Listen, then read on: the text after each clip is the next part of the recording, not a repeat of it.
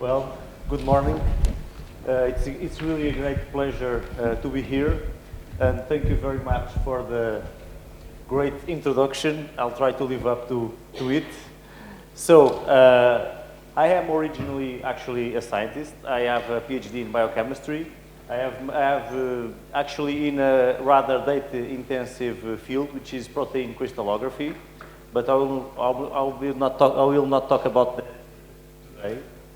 And nowadays, I am a science communicator, a science popularizer. I work for the National Agency for Scientific Culture, which is called Ciência, Viva. The most impressive feature of Ciência Viva is the Pavilion of Knowledge, Pavilion do Conhecimento in Lisbon. Have you met it? Have you went to Pavilion do Conhecimento in Lisbon? Yes, it has year-round science exhibitions. I do write for science exhibitions, as you know, as I am a science writer. But Ciência Viva has a set of 20 centers scattered across the country, interactive science centers.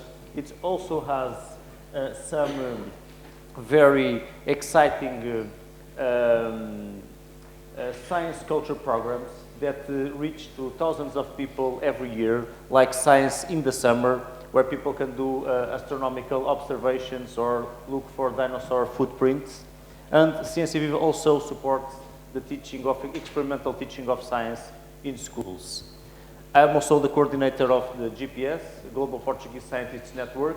So if you are a Portuguese scientist with an international career, please sign up, register to GPS. We have 4,000 people registered now, or if you are thinking about being one, everyone can register. I'm also a science popularization author with several books published. I also write occasionally to newspapers and magazines. And I have a special interest as a science communicator in pseudoscience, things that are presented like being science, but that they are not. This is a representation of the world from the Middle Ages. It was an actual representation of the world, not a symbol of the world. You see the world divided in three parts, which is Asia, Europe, and Africa, which is the earth divided by the three sons of the brother who survived in Genesis, in the Bible, which I think it's Cain. This is another representation of the world, which is much more likely the world that we know today. There is a big difference. This representation of the world, it is based on observation and experiment. Latitudes in this map are marked through astronomical observations. Sailors would look up to the sky with navigation instruments and determine at which latitude they were.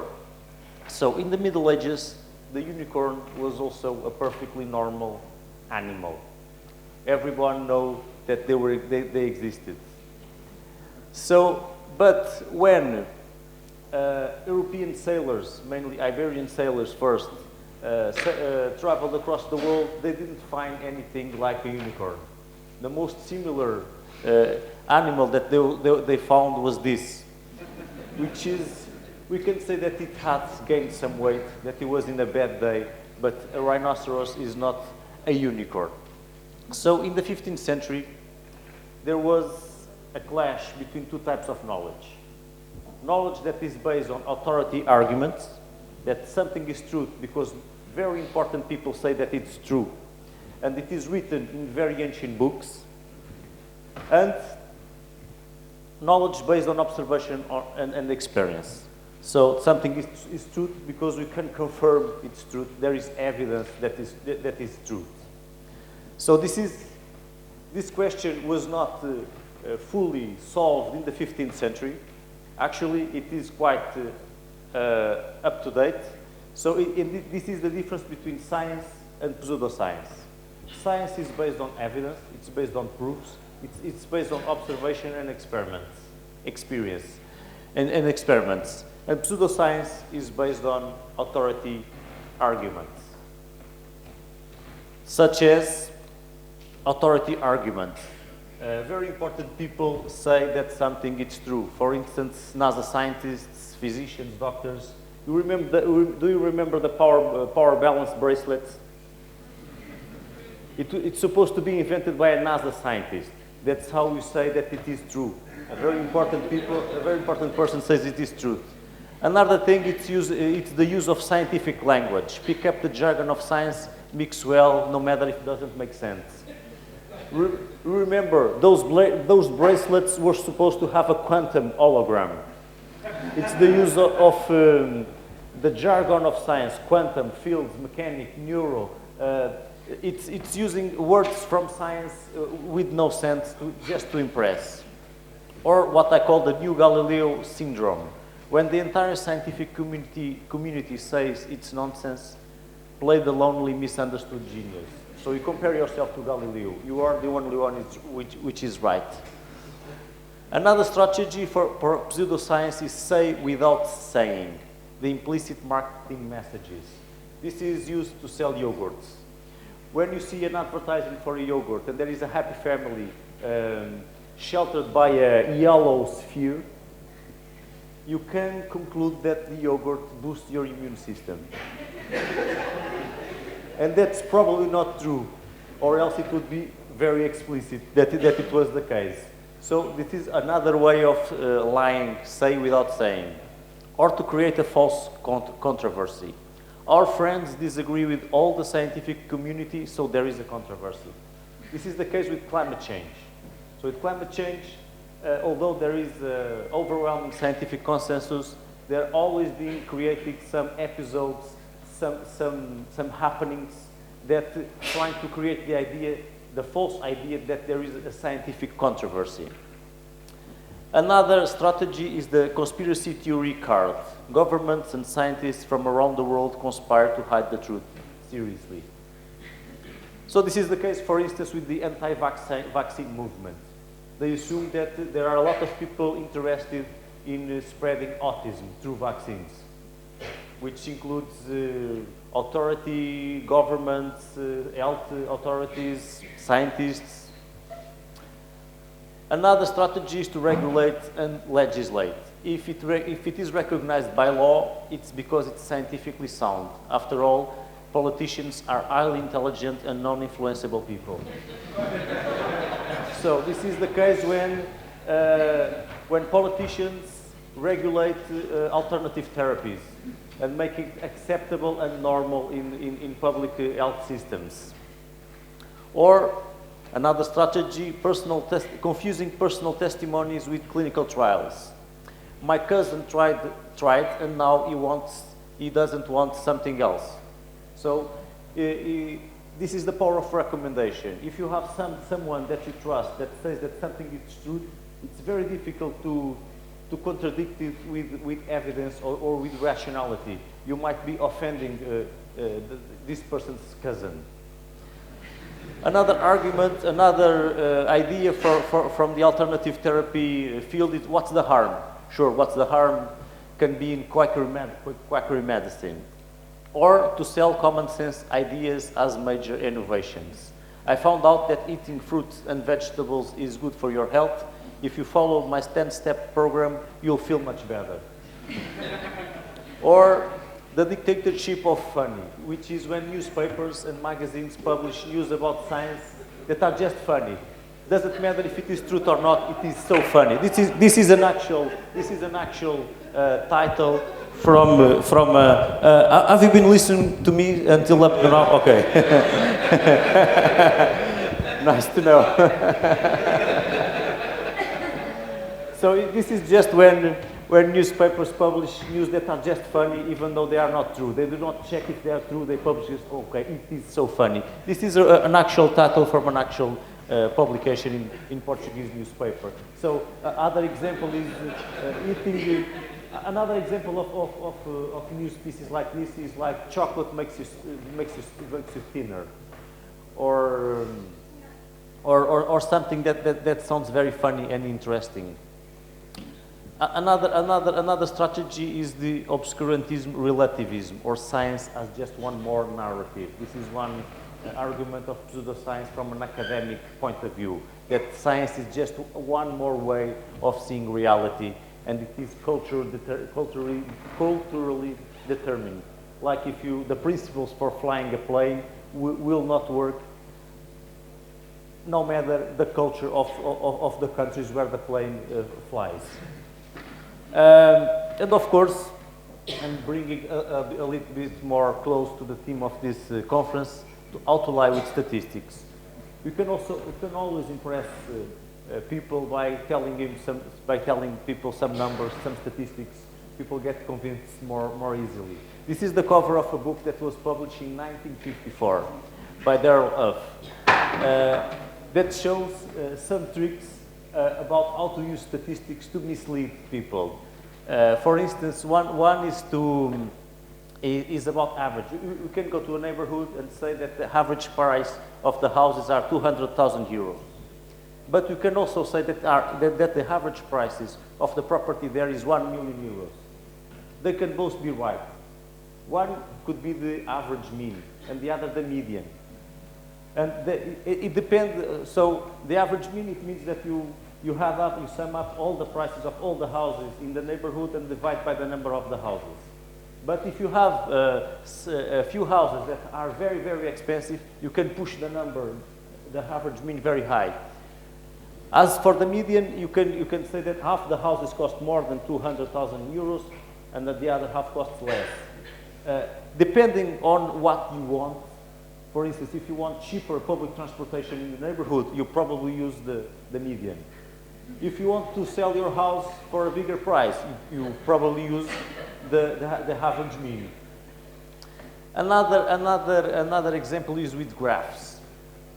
Just a point. I know we have another example is with graphs. For instance, if we say this is the stock market value of a company over the last 12 months, you can say it's not very impressive. Of course, it has gained some value, but it's not actually very impressive. But if we plot it like this, it becomes a little bit more impressive. And if we plot it like this, it will be extremely impressive. And all of a sudden, we are very interested in investing in this company. Another example. And this is an example from actually the 1954 Darrell Huff book. But this is an example from a Portuguese television very recently, which is exactly the same strategy. And this is how the graph actually looks if you plot the whole thing. Another example is this graph. This is the average personal income of in two countries. You can plot it like this, and you can see that in England has twice the people in England have twice the income as in Rwanda, an imaginary country. But we can draw the graph like this.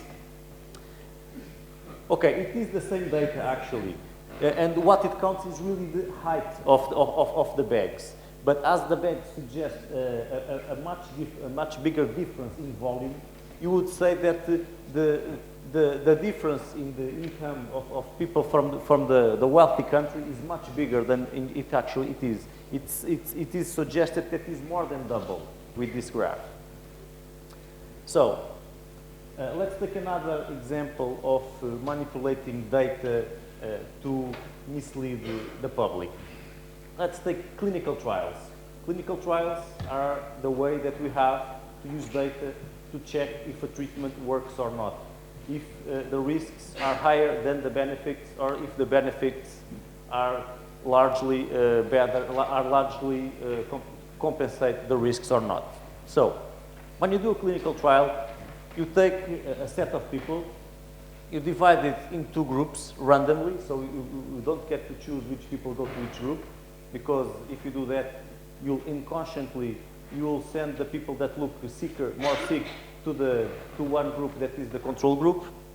And then to one group you give the treatment that you want to study, and to the other group you give exactly the same treatment except the thing that you want to evaluate the effect. So if we take, typically it is a sugar pill, a placebo, which is a pill with exactly the same color, the same size, the same package, everything is the same except the active principle. So because you want to check the effect of the active principle. Because if you go to the doctor, you will automatically feel better. Because there is a subjective, it is a subjective feeling. So you got a subjective sensation of feeling better. You're not good. You're not very good at evaluating your own health status. So there is also another condition. This has to be double-blinded, which means that neither the doctor or the patient can know if they are in the control or in the treatment group, because then again, doctors would be influenced by this information when assessing the health conditions of their patients, and the patients itself will take this into consideration when they reported their symptoms. So, ideally, you do not have only one clinical trial. You should have a lot of clinical trials, preferably made by independent research groups. That is because you can have in some clinical trials some systematic error that if it is made elsewhere by another group, that systematic error, intentionally or not, will be diluted. So, and the next step is to choose the clinical trials that are well designed, and remove all that are not well designed. So, for instance, in this case, we should remove the ones that do not have a control group, that the distribution of patients by control and treatment group was not random, and the ones that were not blindfolded, double-blinded, or the ones that have too small samples. So you take only the control trials that are well designed, and then you combine all the samples of all the clinical trials, and you get a combined trial that can give you, which is a meta-analysis, that can give you more information than each individual trial. And then you take a conclusion based on all the clinical trials. And so, as you can see, this is a meta-analysis of the data. You can see as you add up more, as your sample gets bigger, the uncertainty of the result decreases. So in this case, the numbers below 1, you see that there is a positive effect of the treatment, and the numbers bigger than 1, there is a negative effect on the treatment. If you consider each of the trials individually, it is very hard to draw a conclusion, because actually the error bars are quite big. So, but when you start adding up all the trials, you get that there is a slight advantage in the treatment. So this is how we know that the treatment can work or not. It has worked amazingly for the last 50 years. Proof of that is that we are all alive. We have half of you didn't die in infancy. So anyone can do this systematic literature reviews, and they are the top of the proof of evidence of the scientific evidence.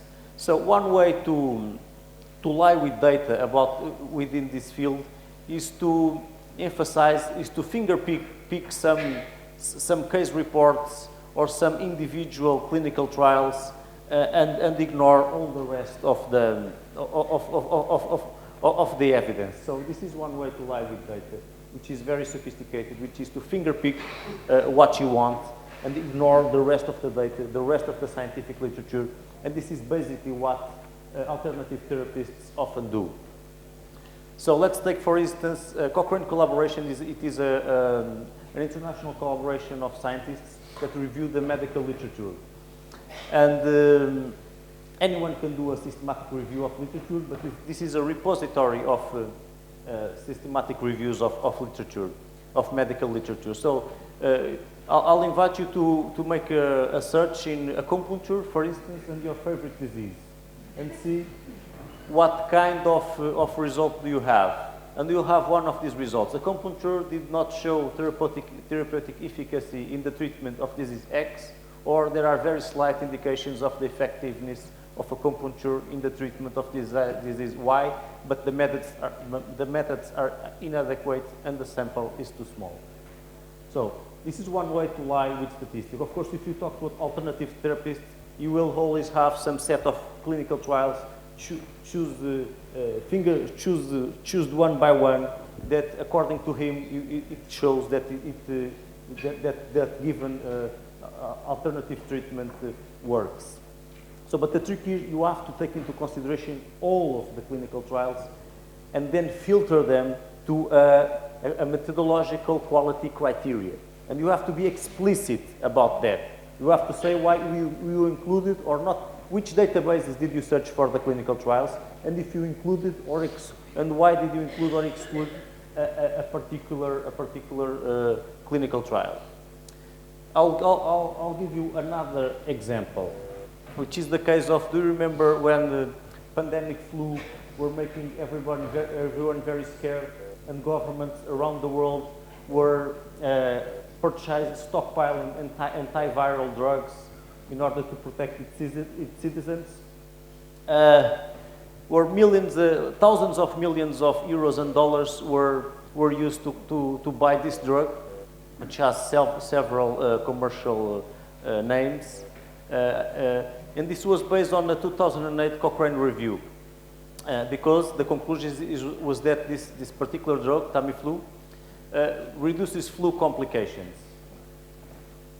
In Portugal, we have bought, I think, enough for about 10% of the population, but there were countries where that stockpiled a lot more, like for 50% of the population. So in 2009, there was an Indian pediatrician with this name, and he noted that the conclusion of the review was based on only one paper, and this paper was published by a pharmaceutical company. And that the paper summarized 10 clinical trials. But of those 10 clinical trials, only 2 of them were published and the data were fully available. And the rest was based on 8 summaries, which means that the data was not really available, was just the summaries of the data analysis. So the reviewers, the Cochrane reviewers, they asked for the data to the company, to the pharmaceutical company, and the pharmaceutical company says, sure, no problem. You just have to sign one non-disclosure agreement. And they said that would be acceptable because they would have to do the review with a black box. And that this lack of transparency would be unscientific. So they have a lot of, they have insisted a lot, and finally in 2014, the pharmaceutical company provided the clinical trial data. So they weren't able to update their conclusion about the effect of Tamiflu in the treatment of flu.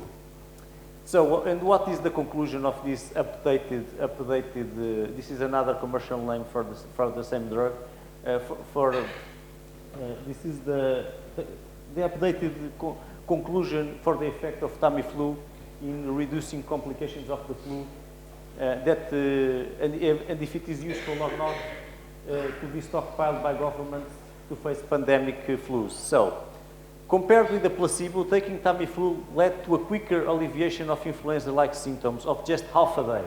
So instead of you have the flu for 7 days, you have the flu for 6.3 days in adults. But the effect in children was more uncertain. So, but this comes with a cost.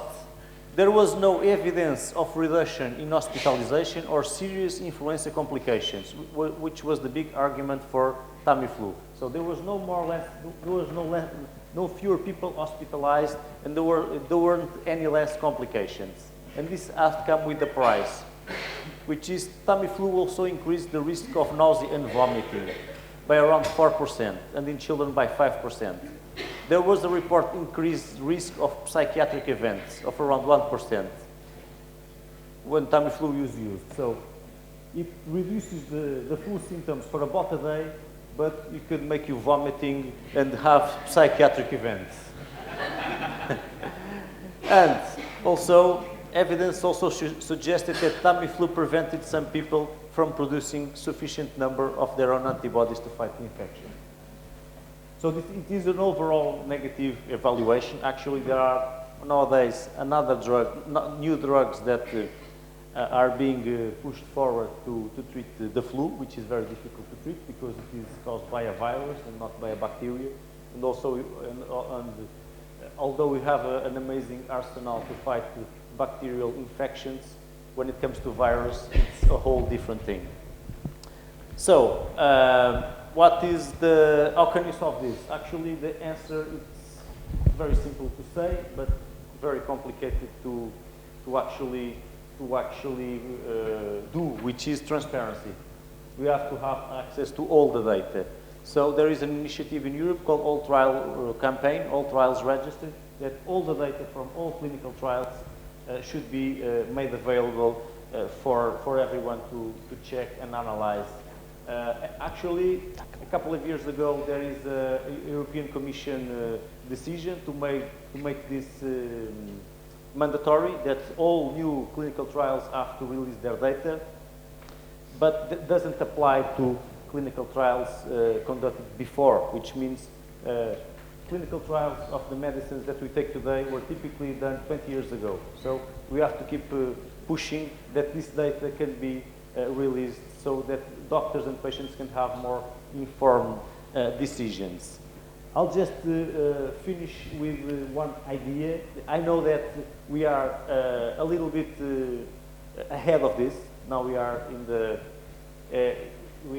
the verge of artificial intelligence, machine learning, and of course it is not just statistics and data. It's maybe computers making decisions that we cannot explain, non-auditable systems. So if you have a system that, a medical system, for instance, that can prescribe treatments better than any doctor, and one that has an accuracy of 97%, but you can explain why you prescribe a given treatment, and the other has an accuracy of 99%, but it's not explainable in human terms. You just have to say it is what the system has come out with.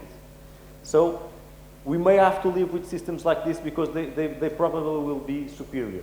They will perform better than the auditable systems. But this is also a risk for actually deceiving people.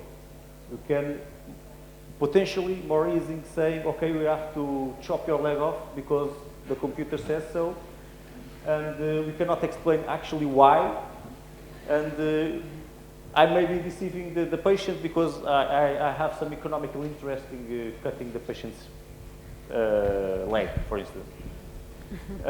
So I think this is a big challenge, dealing with data and the results from data analysis in non-auditable systems that come up from AI and from machine learning. So thank you very much for your attention.